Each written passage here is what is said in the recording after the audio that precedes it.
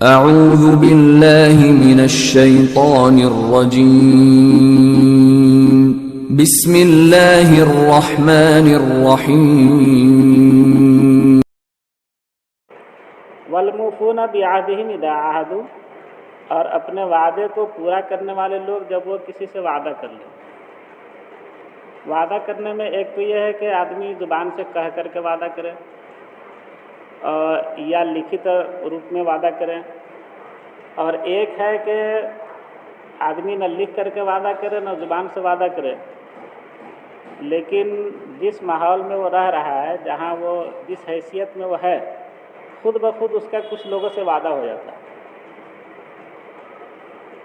اب جیسے جس گھر میں آدمی پیدا ہوا ہے، اب ظاہر سی بات ہے ان کے جو والدین ہیں، اب ان بیٹے سے کچھ لکھوایا تو نہیں ہے کہ میرا تمہارے اوپر یہ حق ہے، لیکن اس کا اس گھر میں پیدا ہو جانا ہی اس بات کی دلیل ہے کہ اس کے اوپر ماں باپ کا حق ہے۔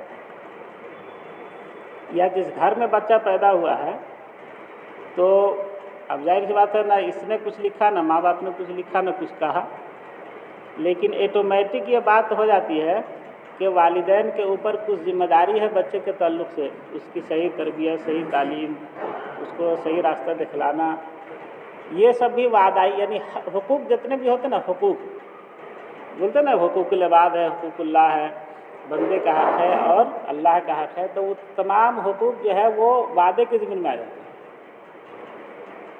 اب اس کے لیے کچھ کہنے کی بھی ضرورت نہیں۔ ہم کسی کے بھائی ہے تو بھائی کا ہمارے اوپر کیا حق ہے، وہ وعدہ کے ضمن میں آئے گا، اس کو پورا کرنا ہے۔ یا جیسے ہم جس ملک میں رہ رہے ہیں اس کا ایک سنویدھان ہے، قانون ہے، تو ہم اس قانون کو نہ بھی پڑھے ہوئے ہوں، نہیں بھی پوری جانکاری اس کی ہمارے پاس ہو، اور کبھی ہم نے کہیں کسی سرکاری اس میں وعدہ بھی نہیں کیا ہے کہ ہاں ہم یہ سب جتنے قانون آپ بتلا رہے ہیں سب کو ماننے کا ہم وعدہ کرتے ہیں، لیکن اس ملک میں رہنا ہی اس بات کی دلیل ہے کہ اس ملک کا جو سنویدھان ہے، اس کا جو قانون ہے، اس کے ہم پابند ہیں اور اس کے مطابق ہم کو چلنا ہے۔ یہ وعدہ ہو گیا ایک طرح۔ اب اس کے قانون کو ہم توڑ نہیں سکتے ہیں یہ کہہ کر کے کہ ہم تھوڑے آپ کو کہے تھے کہ اس قانون کے مطابق ہم چلیں گے، تو یہ ہے وعدہ۔ تو جب وعدہ کر لے، مطلب ہے کہ جب وہ پوزیشن میں پہنچ جائے، لکھ کر کے وعدہ ہو، بول کر کے وعدہ ہو، اس حیثیت پہ پہنچنے کی وجہ سے وعدہ ہو، اس جگہ میں پہنچنے کی وجہ سے وعدہ ہو۔ اب مان لیجیے یہاں سے کوئی ویزا لے کر کے سعودی عرب چلا جائے، امریکہ چلا جائے، تو جتنا دن وہاں رہے گا تو وہاں کا جو قانون ہے اس کو فالو کرنا ہے۔ گاڑی پر چڑھنا ہے تو کس طریقے سے، کیا پہن کر کے، کیا لے کر کے۔ اب وہ کہے کہ ہم تو یہ وعدہ نہیں کہ ہم تو خالی ویزا لے کر کے آئے تھے کہ 2 مہینہ ہم امریکہ میں رہیں گے، یہ تو وعدہ نہیں کیے تھے کہ ہم آپ کے قانون کو ہی مانیں گے، تو یہ نہیں، وہ آٹومیٹک وہ قانون، یعنی وہ وعدہ آپ کو پورا کرنا پڑے گا۔ آپ وہاں گئے، اس حیثیت میں پہنچ گئے، تو اس کا مطلب ہے کہ وعدہ آپ کو پورا کرنا ہے۔ اسی طریقے سے جب ہم انسان دنیا میں پہنچ گئے تو اللہ تعالیٰ سے جو ہم وعدہ کیے وہ آٹومیٹک ہمارے اوپر نافذ ہے۔ تو یہ نہیں کہہ سکتا کہ ہم نے تو کہا نہیں تھا کہ ہم اس پر عمل کریں۔ اس کے بعد ہے والصابرین فی البأساء والضراء وحین الباس۔ نیک لوگوں میں سے، نیک لوگوں کی ایک صفت یہ بھی ہے کہ وہ صبر کرتے ہیں، کس میں؟ فی البأساء، تنگ دستی میں، والضراء، اور تنگحالی میں۔ تنگ دستی سے مراد ہے مالی تنگ دستی، مالی اگر کوئی پریشانی آتی ہے تو اس میں بھی وہ جمتے ہیں۔ جمنے کا مطلب یہ ہے کہ پہلے سے تو آدمی حلال کھانے کی کوشش کر رہا تھا، لیکن دیکھا کہ تھوڑا سا بیلنس گڑبڑ ہو رہا ہے، تو اب حلال حرام کی تمیز ختم کر دیا، تو گویا صبر نہیں کیا اس کو صبر کرنا چاہیے تھا۔ اس کو یہ طے کرنا چاہیے تھا کہ نہیں، ہم کو حلال کھانا ہے، تھوڑی سی پریشانی ہوگی، ٹھیک ہے پریشانی آئی ہے تو ہم اپنے کھانے کے معیار کو تھوڑا کم کر دیں گے، پہننے کے معیار کو تھوڑا کم کر دیں گے، ہے نا؟ بہت اچھا پہنتے تھے تو تھوڑا سا ہر 6 مہینہ میں ہم کپڑا سلاتے تھے تو اس کو سال بھر میں کر دیں گے، ضرورت کے مطابق ہی کریں گے۔ کھانا ہم کھاتے تھے ہفتے میں 2 دن گوشت کھاتے تھے، اب مالی حیثیت تھوڑی کمزوری آ گئی ہے کسی وجہ سے تو ہم اس کو 1 دن کر دیں گے، یا صرف سبزی ہی پر کام چلا لیں گے۔ لیکن یہ کرنے کے بجائے اگر کوئی آدمی حلال و حرام کی تمیز چھوڑ دے نا، ہم کو تو جس انداز میں زندگی گزار رہے تھے اسی انداز میں گزارنا ہے۔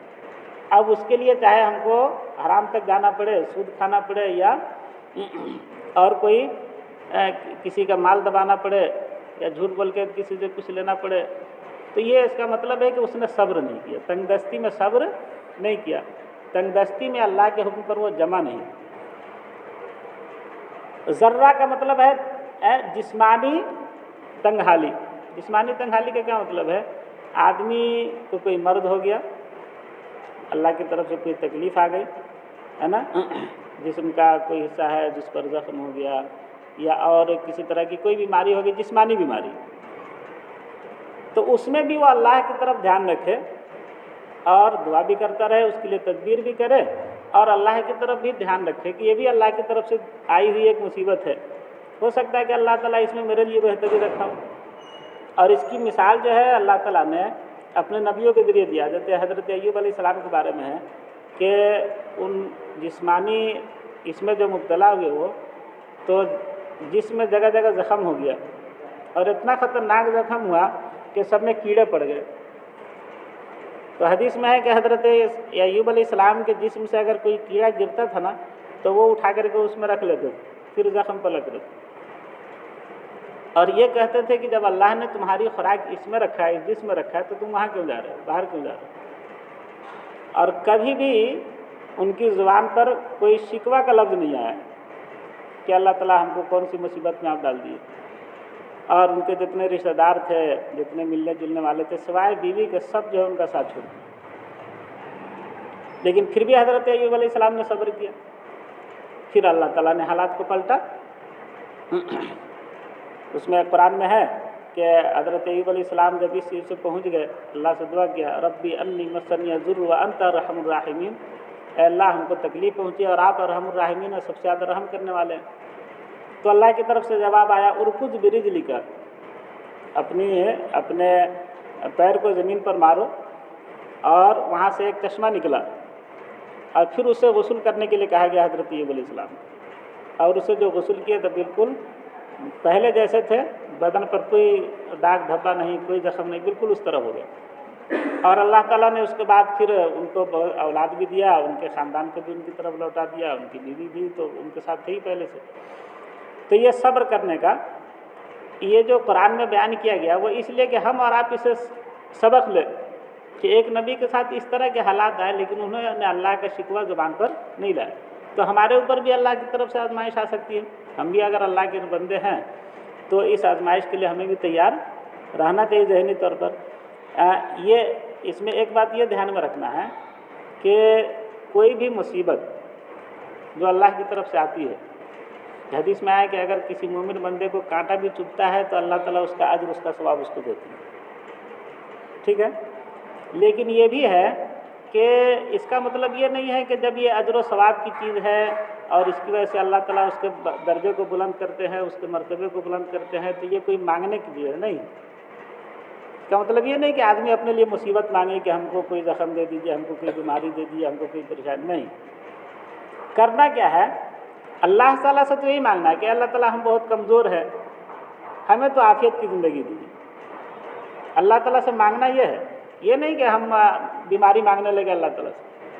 اللہ تعالیٰ سے ہم کو یہ مانگنا ہے کہ ہم کو تو عافیت دیجیے، اس لیے کہ ہم آپ کے کمزور بندے ہیں، ممکن ہے کہ ہم اس کو نہ سہ پائیں، لیکن اگر خدا نہ خواستہ کچھ آ جائے تو پھر اس کو آدمی سہے بھی، دونوں بات، مانگے بھی نہیں، مطالبہ بھی نہیں، اللہ کی طرف سے تو خوشحالی ہی مانگنا چاہیے۔ ربنا آتنا فی الدنیا حسنہ، دنیاوی زندگی میں بھی خوشحالی دے، وفی الآخرۃ حسنہ، دنیا میں بھی اچھائی مانگنے کا حکم ہے اور آخرت کے بھی اچھائی مانگنے کا قرآن میں حکم ہے۔ پریشانی مانگنے کا حکم کہیں بھی نہیں کہ آدمی کہے کہ یہ جب درجے کی بات ہے، حضور نے فرمایا کہ کانٹا چبھے تو ثواب ملتا ہے، تو ظاہر سی بات ہے ہم کو زخم ہو جائے گا، اس میں ٹیس مارے گا اور اس میں جب تکلیف ہوگی تو کتنا ثواب ملے گا، اس لیے ہم زخم مانگیں یا کوئی پریشانی مانگیں، ایسا نہیں ہے۔ مانگنا کیا ہے؟ اللہ سے عافیت، اللہ سے مصیبت سے دوری ہی مانگنا ہے کہ ہم کو اللہ تعالیٰ مصیبت سے دور رکھے، لیکن اگر اللہ کی مرضی سے آ جائے تو اس پر صبر کرنا، یہ ہے والذرہ وحین الباس۔ اگر اسلام کو بچاتے ہوئے، اپنی عزت کو بچاتے ہوئے، اپنے مال کو بچاتے ہوئے اگر کہ کبھی لڑنے کی نوبت آ جائے تو وہاں پر بھی جمنا یہ صابرین میں ہے۔ حدیث میں آیا من قتل دون مالہ فہو شہید ومن قتل دون دمہ فہو شہید ومن قتل دون عرضہ فہو شہید۔ اگر کوئی شخص اپنے مال کی حفاظت میں قتل کر دیا گیا تو شہید ہے۔ یہ نہیں کہ کوئی آدمی آ رہا ہے لوٹنے کے لیے تو ہم اس کو مال لوٹنے دیں گے، شریعت اس کی اجازت نہیں دیتی ہے۔ ہاں اگر کسی مسئلے سے وہ کہے کہ ہمارے پاس اللہ نے بہت دیا چلو اس کو لوٹ لیا تو کوئی مطلب فلاں جگہ میرے لیے ہے نا، تو وہ ایک الگ بات ہے۔ لیکن اگر کوئی کہتا ہے کہ نہیں میرا مال ہے، کیوں لے جائے گا دوسرا، ہم اس کا مقابلہ کریں گے، اور مقابلہ کیا اور اس میں وہ قتل کر دیا گیا شہید، تو حدیث کہتی ہے کہ ایسا آدمی شہید کہلائے گا۔ اپنے مال کی، اپنے جائز کمائی کی حفاظت کرتے ہوئے اگر کوئی قتل کر دیا گیا تو وہ شہید ہے۔ اپنی عزت کی حفاظت کرتے ہوئے کوئی قتل کر دیا گیا، گھر کی عورتیں ہماری آپ کی عزت ہے، اس پر کوئی شخص نگاہ ڈالنے کی کوشش کر رہا ہے اور اس نے مقابلہ کیا اور اس میں وہ قتل کر دیا گیا تو حدیث کہتی ہے کہ ایسا آدمی شہید ہے۔ تو مال کی یا خون کی حفاظت کرتے ہوئے، کسی کا بیٹا ہے اس کا کوئی خون کرنا چاہ رہا ہے، اس خون کی حفاظت کے لیے اگر اس کو قتل کر دیا گیا تو کیا کہلائے گا؟ شہید۔ تو مطلب یہ ہے کہ اگر کبھی ایسی نوبت آ جائے تو وہاں پر بھی آدمی کو اپنے آپ کو جمانا ہے۔ 3 جگہ بیان کی گئی، ایک تو یہ کہ مالی تنگ دستی آئے تو آدمی صبر کرے، حلال حرام کی تمیز نہ اٹھاوے۔ جسمانی تنگ دستی آوے، جسمانی کوئی بیماری آ جائے تو وہاں پر بھی آدمی کیا کرے؟ صبر کرے، اللہ پر نگاہ رکھے۔ اور اگر کبھی اپنے عزت، اپنے مال، اپنے مذہب، اپنی کتاب یا اللہ کے رسول پر کوئی آدمی دشنام ترازی کر رہا ہے، گالی دے رہا ہے، بے عزتی کر رہا ہے، اور اس کے لیے آدمی کو لڑنے کی نوبت آئے تو وہاں پر بھی اپنے آپ کو جماوے، میدان چھوڑ کر کے بھاگے نہیں۔ یہ ہے صبر۔ اس کے بعد ہے اولئک الذین صدقوا، یہ لوگ سچے ایمان والے ہیں۔ یہ جو اوپر صفت بیان کی گئی نا، یہ سچے ایمان والے ہیں۔ واولئک هم المتقون، اور یہ لوگ متقی ہیں، یہ لوگ پرہیزگار ہیں۔